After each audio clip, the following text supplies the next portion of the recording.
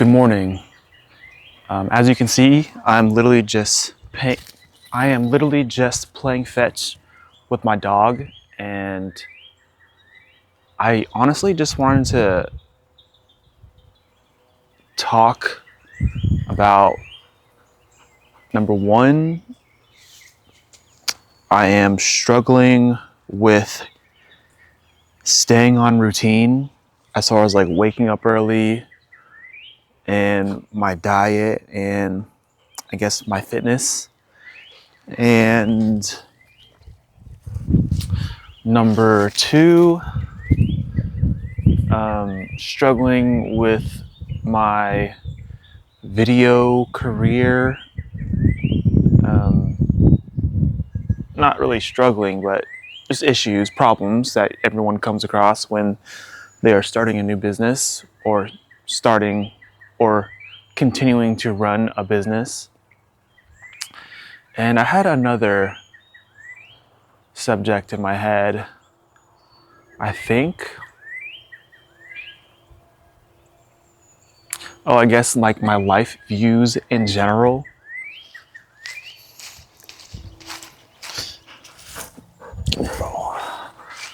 And I'm gonna walk in and out the frame a lot because my dog likes to drop the ball like 3 or 4 steps in front of me, and I have to grab the ball. Should I teach him to bring me the ball?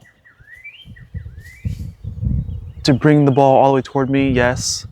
Do I feel like doing that right now? Not really. But first subject is my routine. So as of late, I would say as like the past week or so, couple weeks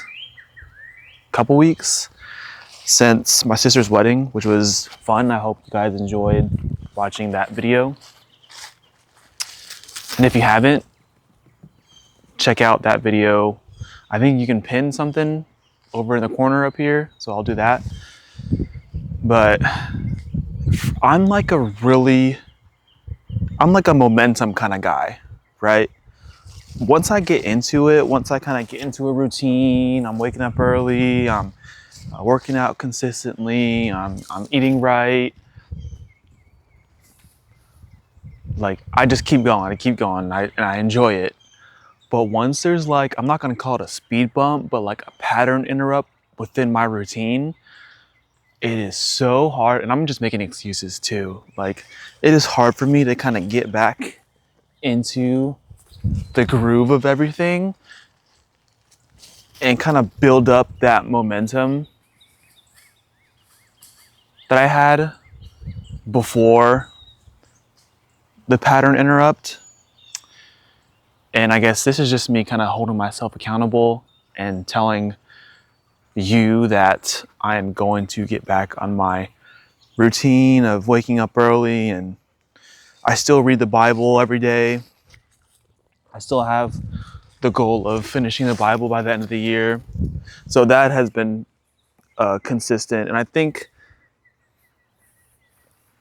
having the small, easy stuff that kind of give you that momentum, and then you kind of take on like the more difficult things, I guess, is beneficial for me. Or not beneficial, is a easy way for me to get back into the routine, get some momentum back. So it's not like I've just like completely fallen off, but it's just been a little bit inconsistent with other things. So getting back on the routine, waking up early, I think that's the main thing that's I've been struggling with lately, as past week, is like waking up on time, like waking up at 4 when I normally wake up, just because I've been putting out more personal content, and that kind of takes up my nights. I need to do a better job at making more efficient content and blocking out 2 hours to just film things like this, or just because what I want to do is ideas just kind of pop up in my head, and then I write them down, and they kind of just sit there for a little bit. They're not full scripts, but I want to like have the idea, set up the camera, go down my idea list and hit one by one kind of topics, ideas that I've written down from beforehand, make a little 30-second clip of that. Try to make the video as best as I can, but get like 7 at least within the 1 or 2 hours of filming, and then I can block out another 2 hour, gonna be probably 2-3 hours during the week to edit all of it. So I think that is a good way for me to be efficient and be purposeful with my time. And it's easier said than done because things just pop up, but I think that's gonna be my next goal as far as content is personal content, is blocking out time for myself, because I think that's important to grow your brand and your business before you work on other people's stuff, because or grow your brand, your business, and also market it. And making content is how I am marketing it. It is slower, but I think that investing in your own brand and your own business creates more longevity in the long run compared to paid marketing, which I definitely need to do. But before that, and this kind of segues into my next subject of issues or problems I'm having with my business. And I think before I market it, I need to niche down and come up with a system to make communication as far as how I solve a specific issue within someone else's business with video and content. And that helps me be more clear on like sales calls or consultation calls, and I can be more confident in what I solve for them, and therefore my prices can increase because they'll have more confidence in me that I know what I'm doing and I know how to communicate that I know exactly what problem they have. And I think that's a huge part of, I guess, running a business that is efficient and that you can scale, is that you just understand what you solve and what you do. Because now, or currently, I'm just a general videographer and editor. So it's like I'm getting calls for example, the other day I had a call for a YouTube ad video, and she wanted a 4-minute long video of pretty much like a real estate-esque showcasing a hotel here in town. And I didn't know how to price it, because I thought I definitely underpriced it, because in my head, when I normally do shorts and reels, it's, an hour of shooting is $100, $100 to $200, and then an hour or $100 per minute of editing, or minute of video. So it would be roughly an hour of shooting, and then 4 minutes long times 100 is 400. So $500 I should have charged, but I charged $400 because I didn't think the shooting was going to take that long. And she wanted vertical and horizontal footage, so I said $800 for both, because shooting vertical is easy, or shooting vertical and then quickly switching your camera over to horizontal is easy. Or no, it's not, because if I'm shooting gimbal shots, that would have to be a whole nother shoot. So I definitely undercharge that. But nonetheless, it's hard for me to come up with pricing in my head when I'm getting a bunch of different stuff. So, you know, the other day I shot, you know, talking head videos for a real estate agent, and what is she? She's a assisted living locators franchise owner that's killing the game. Sometimes I shoot events, and it's just like, there's so many different moving parts and so many different things that you can change within those events by themselves, and then having to price with a whole nother event. It is under the umbrella of video, but again, if you're a videographer, you know that there's just so many different things that you could, you know, take out and put in that can add a lot of time or subtract a lot of time. So when you're on a phone call, it's hard to sound confident that you know what you're doing and that you're confident within the prices that you're charging if you don't know exactly, again, what your service is, how much time it takes, and what problem you're solving. So I need to pick a niche, pick a style of video. I can always add on things, you know. So let's say, for example, I'm gonna go get the dog, or I'm gonna get my ball from the dog. Out.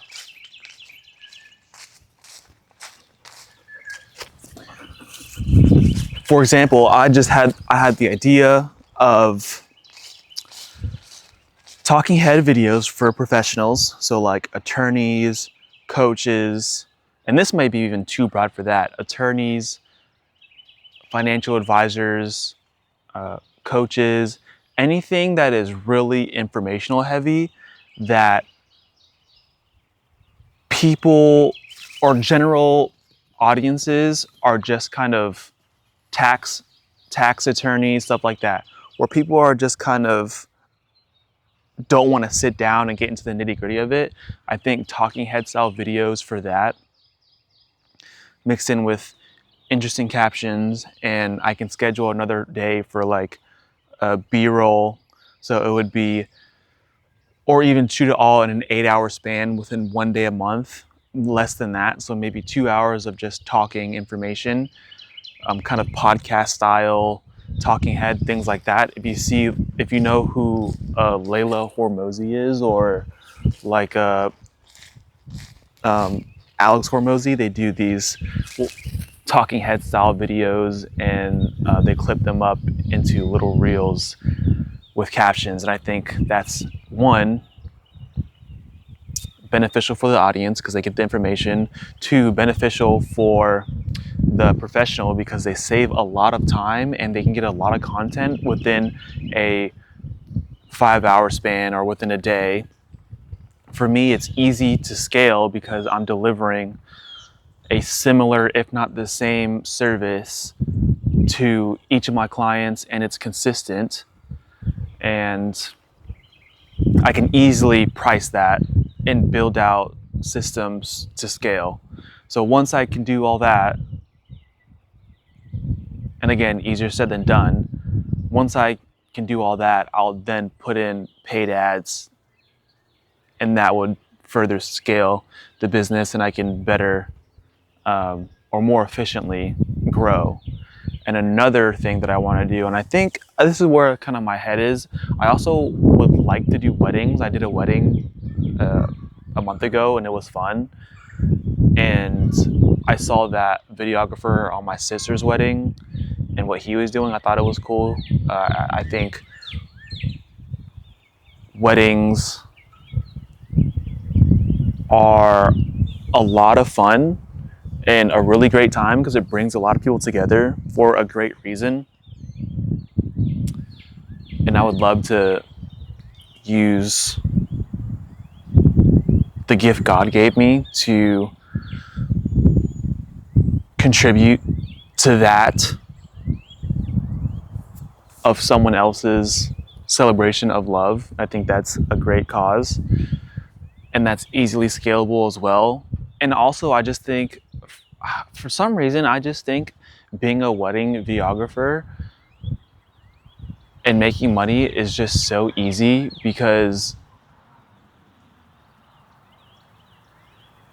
one, the pricing of weddings are getting ridiculous, and it's just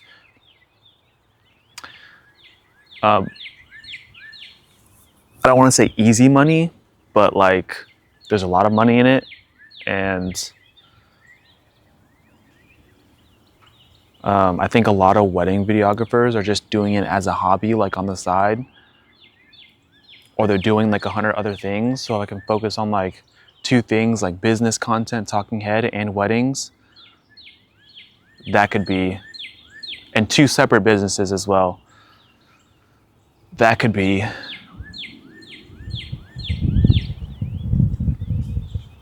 easier to scale other than being a general videographer.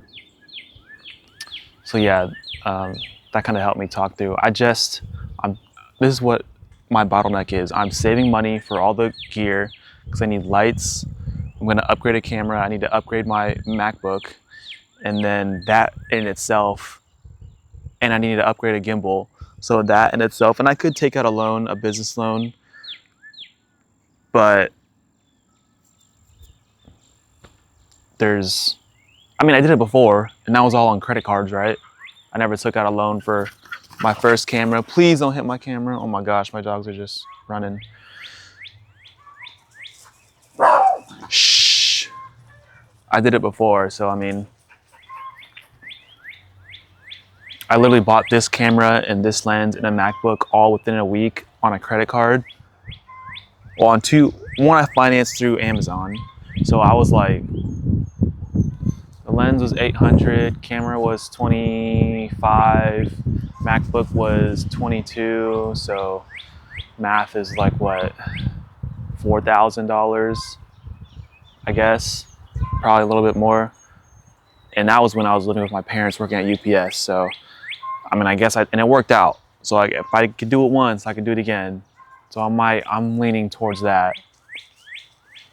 But it's also kind of scary at the same time, taking out, a loan for, I would say everything that I want is going to be around $10,000.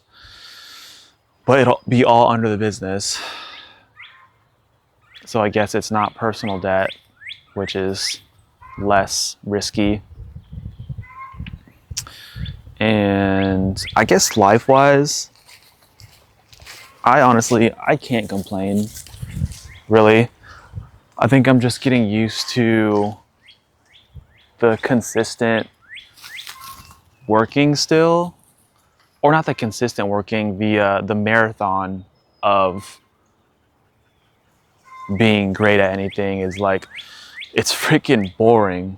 It's boring. It's not hard, really. I think the hardest parts for me is raising prices and trying not to disappoint clients, because I think I just want to make everyone happy. And I think that if my prices are too high, that people are going to have some sort of resentment toward me and toward the person that referred me. But I just got to get over that because why do I have to get over that? Because I can't grow, in life, especially in business. I think that there are going to be people who definitely helped you out in the beginning, but as you grow, you're going to have to not leave them behind, but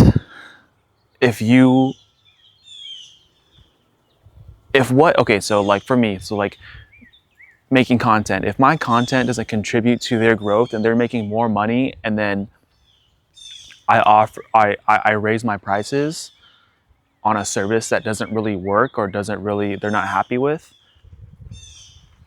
like that's a different story. But when your content is growing someone else's business and your service is growing someone else's business or contributing to growing someone else's business, and you raise your prices and they have some sort of animosity towards you, I think that is not weird, but like, it's like, well, I feel like you can't be mad at me because I helped you grow your business. I'm just raising my rates based on the results you're getting. And there are going to be people that will be like, you're providing the same service for me you provided the same service for me at a cheaper rate. Why can't you do it again? And it's because simply supply and demand, that the demand is higher than the supply. So it's literally not worth my time anymore. So there's that. So I guess within business, it's becoming clear to me that just like in your personal life, as far as friends, as you grow, there are people that are going to be, along with you for the ride, or are going to continue to grow with you. And if not, that's beautiful. I wish the best for them. For example, like friends wise, like you're going to change your habits, you're going to change your goals. And if your friends want to come with you and want to better themselves, or not better themselves, want to change themselves for what they think is better, then let's go. But a lot of people just aren't gonna, want to do that, or they want to, I guess, not keep you small, but they're holding on to the person that you were when you met them, or you were when you started working with them, and they can't bring themselves to understand or to see the value in you, that you're worth more monetarily wise. And they're gonna either one, find a new person, or two, continue to grow with you, or to pay you what you're now worth. And if not, it is what it is. So I kind of just went off on a tangent there. I think that was more of me venting, if anything. And again, it's not personal at all as far as growth, but I think that people have some sort of, especially if they threw you a bone, well, not even, they don't even throw you a bone. They give you a chance. And okay, I'm gonna rant for real now. If you're starting out, for me, as a videographer, right? Shh. And people, shh, Coda, stop. Go. It's okay. Go. Go. Go. Go. Go. Go. Go. Go. Go. Go. So if you start out as a videographer, I started out as a videographer, right? I'm charging $100 for a video, okay? And the person who quote unquote threw you a bone likes the video and thinks it's worth $100, then they don't owe you anything. You don't owe them any extra, right? But if you get better, and it's clearly you get better, and now you say, so my service has clearly gotten better, now I'm charging $200, and they're like, nah, then it's like they just can't recognize the change in value or the change in quality of your product or service. And I don't think that's something or someone that you should work with who can't understand that when quality of service changes for the better, then someone's going to expect more money,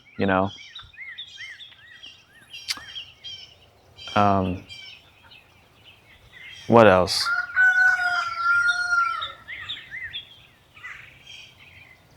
I don't think I have anything else. I'm really just going on a tangent. I'm going to watch this back, and I'm going to feel like I didn't make any sense whatsoever.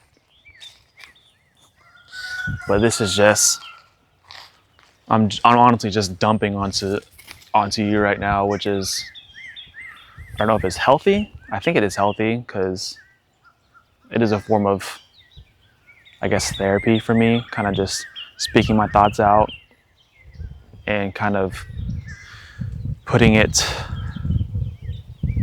onto an unbiased, and I could be wrong. See, now my brain is going, is YouTube videos, is making videos an unbiased viewpoint I think it is, because people who watch videos don't, or people, because they're gonna be strangers that watch the videos. If they have a comment or issue with what I'm saying or disagreement, they can I would love to hear their comment.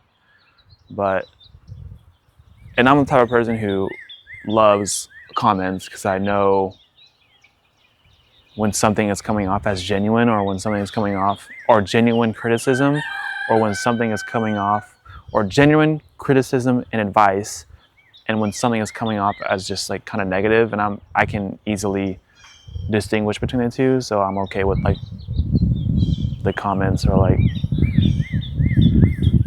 you know what I'm saying. But I think I'm gonna wrap this up. Honestly, it's helped a lot for me to kind of regain some, I don't think the word is confidence in myself, but I think it's just the act of filming for me. It's just a little bit therapeutic, because I'm naturally kind of quiet in real life when you meet me. And that's just because, I don't know, you can actually say I'm scared to be myself in front of people, but because I'm literally alone in my backyard right now, like no one's even paying attention to me, or no one's even with me. My girlfriend's inside the house, but she's probably asleep. So I'm literally alone with my dogs, and I guess this gives me an opportunity to kind of be myself, really. And I think that is a little bit therapeutic for me. So if you watch this whole thing again, I appreciate you if you enjoyed it and enjoy my videos. It would mean a lot to me if you liked and or subscribed to the channel. These videos are dropping every Sunday, and you're gonna get a mix of stuff. You're gonna get me doing some sort of videos like this where there's no cuts or edits. You're gonna get some gym edits. You're gonna get some business things as I'm growing my business, some updates on that. And also, my business is so boring to showcase if I'm not getting behind the scenes stuff. And it's so difficult to get behind the scenes stuff that I might need to hire someone for like $100 to like walk around with another camera and just get behind the scenes stuff for me for like a day, or for someone that like I know, like one of my clients that I work with continuously, and just get behind the scenes stuff, and I could just use that for content, or for whatever I need, because it's so hard to get behind the scenes stuff, because I'm like focused in on either interviewing someone or trying to get the best out of someone else in camera, like coaching them through being on camera, making sure the camera itself is good, so like the ISO, aperture, exposure, camera geeky stuff like that. Making sure the audio is good, which is not that hard. And then if I'm out in public, thinking about the environment and what's going around there. So BTS is just another layer of mental brain power that I don't really want to think of, but I need to. So hiring someone would be, or just setting up my phone. I think that's what I need to just set up my phone, not think about it, not make it a big deal, and just make it normal that I'm going to get BTS stuff when I shoot with you. I think that's the solution there. But nonetheless, I will see you guys, or not you guys, I will see you next week